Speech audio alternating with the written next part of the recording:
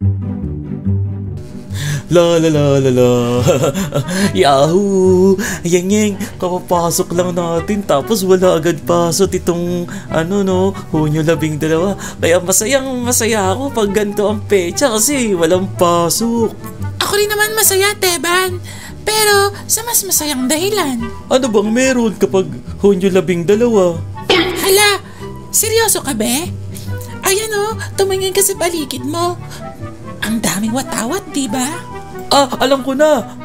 Araw ng watawat. What? Wow! Mali. We. Guys, tulungan natin si Teban. Pwede bang pakicomment dyan sa ibaba? Anong meron tuwing Hunyo 12? Salamat!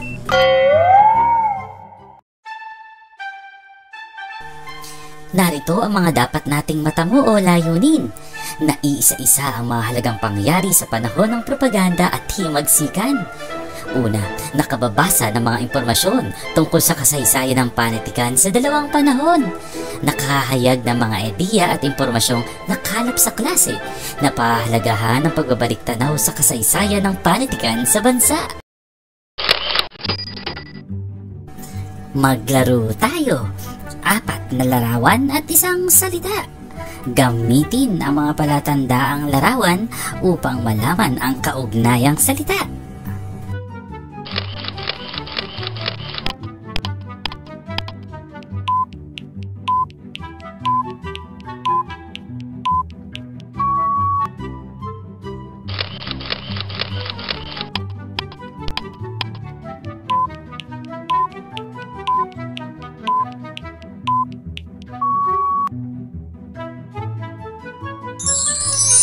Tama, panitikan at kalayaan ang sagot sa mga larawan na yan. Kaya naman, muli nating balikan ang mga nakaraan. Paano nakatulong ang panitikan sa kalayaan ng Pilipinas? Tara, samahan niyo akong muling matuto sa araw na ito. Hindi natin tinatamasa ang kalayaan ngayon kung wala sila. Kaya naman, maglaro tayo. Sino ako? Unang bilang. Unang Pangulo ng Republika ng Pilipinas.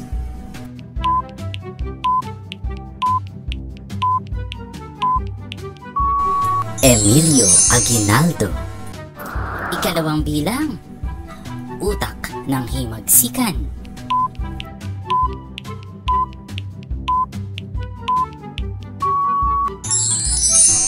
Apolinario Mabini. Ikatlong bilang. Nagtatag ng Diaryong Tagalog.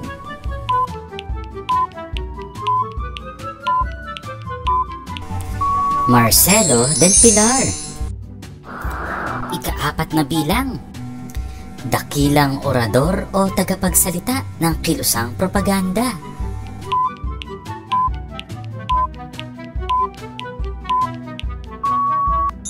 Graciano Lopez Haina.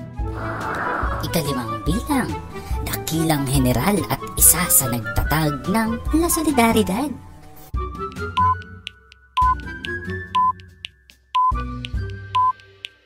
Juan Luna.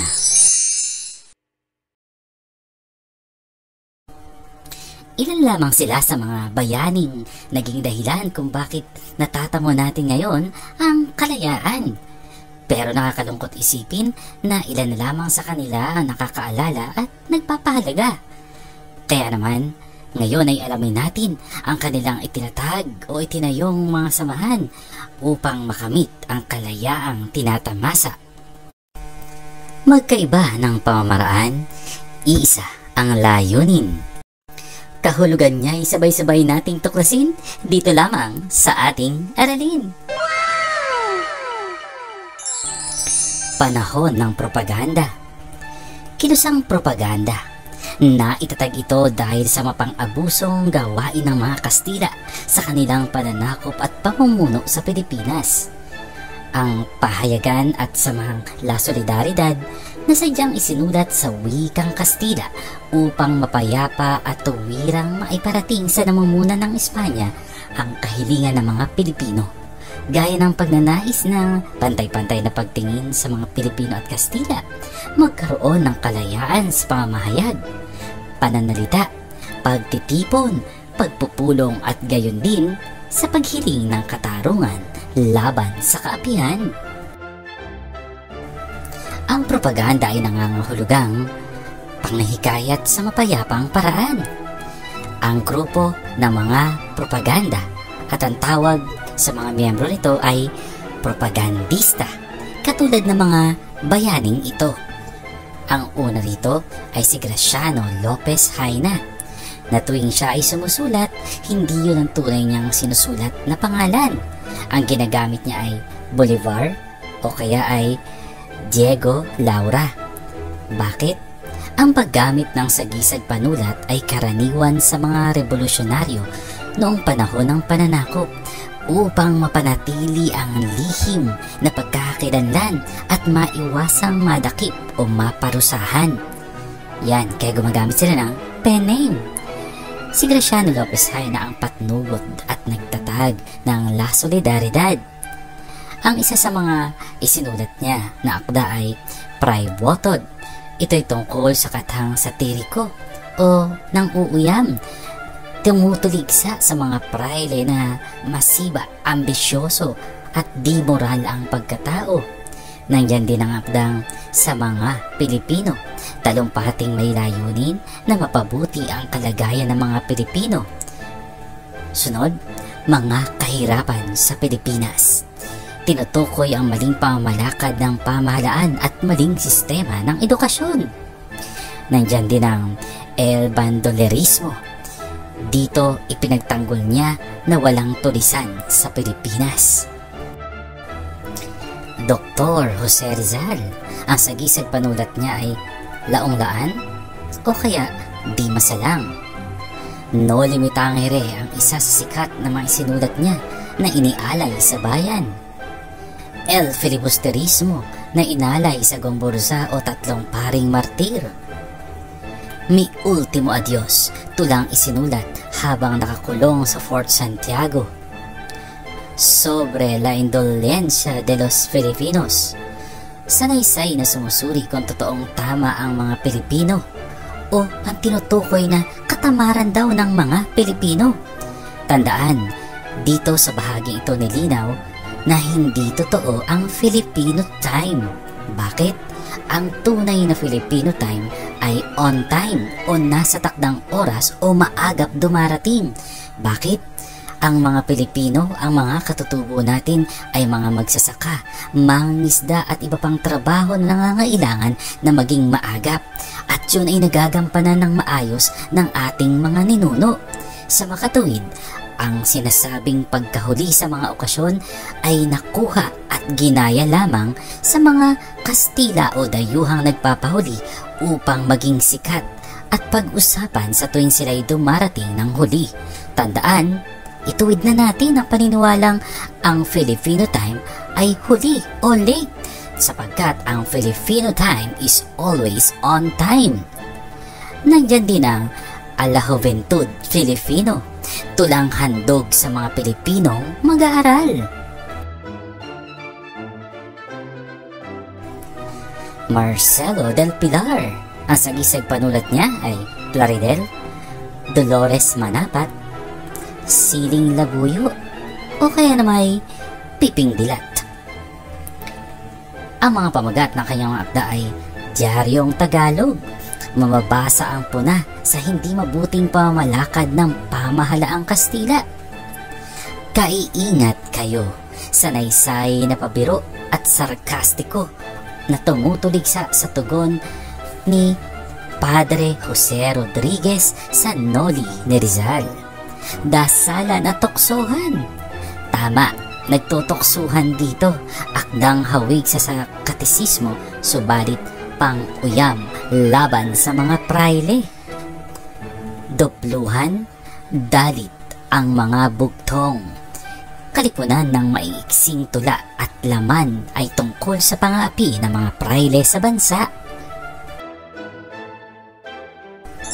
Kung mayroong panahon ng mga propaganda o o mahinahon o mapayapang paraan, meron ding humantong sa panahon ng himagsik. Bakit? Hindi pinansin ng mga Kastila ang mapayapang pamamaraan ng mga propagandista. Nagpatuloy pa rin ang pagmamalabis sa kapangyarihan ang pamahalaan at simbahang Kastila. Nang mapabalitang ipinatapon o pinadala sa dapitan si Jose Rizal dahil sa pahayagang La Solidaridad, nagtatag ng samahan ng mga manghihimagsik si Andres Bonifacio, ang Katipunan o KKK. Bawat kasapi nito'y nananawagan sa mga Pilipino na magising sa katotohanan, magkaisa at magsipaghanda sa pakikipaglaban tungo sa pagtatamo ng ganap na kalayaan. Ginamit din nila ang panitikan sa wikang Tagalog upang gisingin ang mga Pilipino sa tunay na kalagayan. Pahayagang kalayaan ang naging instrumento ng kanilang kilusan. Ang ilan sa mga bayaning napabilang sa mga naghimagsik ay sina Andres Bonifacio na may sagisag panulat na Agapito Bagong Bayan, May Pag-asa at Magdiwang. Siya ang ama ng Katipunan sapagkat siya ang nagtatag nito. Siya ang ama ng demokrasyang Pilipino. Ang ilan sa kanyang mga isinulat ay Katapusang Hibik ng Pilipinas, Tulang Naglalarawan sa Paghihirap ng Pilipino. Ang sunod ay Pag-ibig sa Tinubuang Lupa, Tulang Himuki ng mga Pilipinong Maging Makabayan. Kung kayo ay magse-search sa YouTube, i-type nyo lamang ang Pag-ibig sa Tinubuang Lupa. Hindi lang siya basta tula, siya ay nilapatan rin ng musika upang maging isang awit. Isa pang naghimagsik, Emilio Jacinto. Ang sagisag panulat niya ay Dimas Ilaw at Pingkian. Siya ang tinuturing na utak ng Katipunan. Ang isa sa mga isinulat niya ay Kartilya ng Katipunan, akdang naglatag ng mga batas at prinsipyo ng Katipunan. Nandiyan din ang Liwanag at Dilim. Inilarawan ang kalagayan ng mga Pilipino sa kamay ng mga mananakop. Napakaganda nito mga anak. Kung may pagkakataon kayo, isearch nyo, basahin nyo sapagkat maituturing na kayamanan ang mga akdang ito. Isa sa mga kahangang-hangang kalahok ng naghimagsik ay si Apolinario Mabini. Ang sagisag panulat niya ay Bini. Oh, manahimik ka, huwag ka nang kumanta ha. Nagtatalakay tayo dito, hoy. Karinig lang ng Bini. Oh, huwag ka nang siya ang unang Bini. Okay? Oh, siya nga pala ang dakilang lumpo. Kahit may sakit na polio ay sumanig pa rin sa himagsikan. Ang ilan sa mga isinulat niya ay El Verdado Decalogo, ang tunay na 10 utos, binigyan diin ang mga katangiang dapat taglayin ng mga Pilipino upang makamit ang tunay na kalayaan at kasarinlan.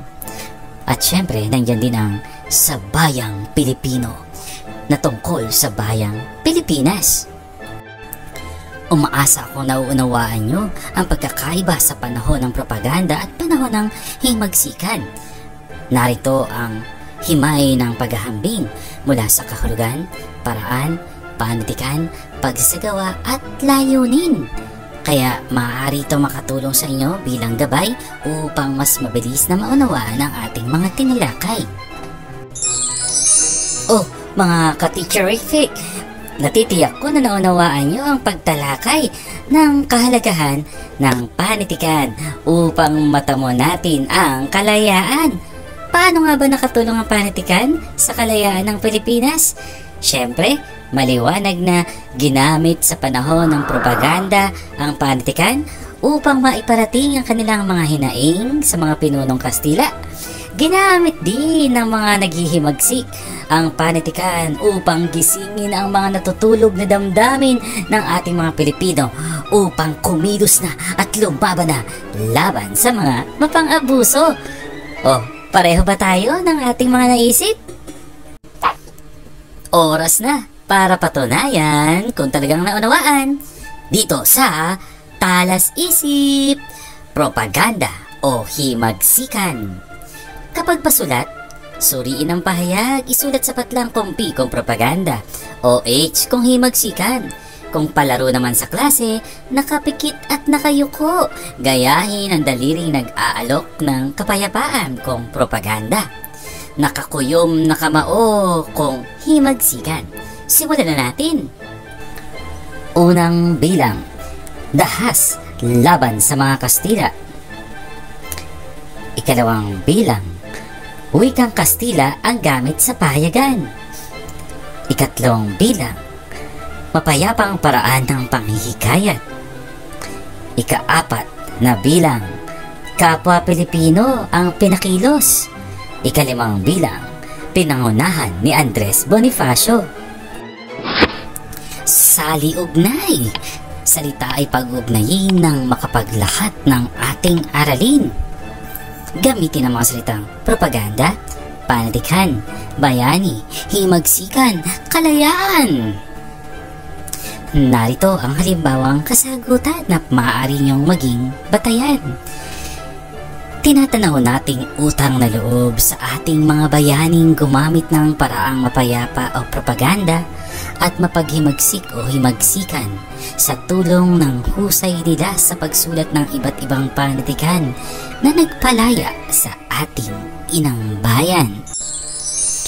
Kung may iba pang sagot sa ating sali-ugnay, tandaan lang ang sagot mo, comment mo. Kaya naman, hanggang sa muli!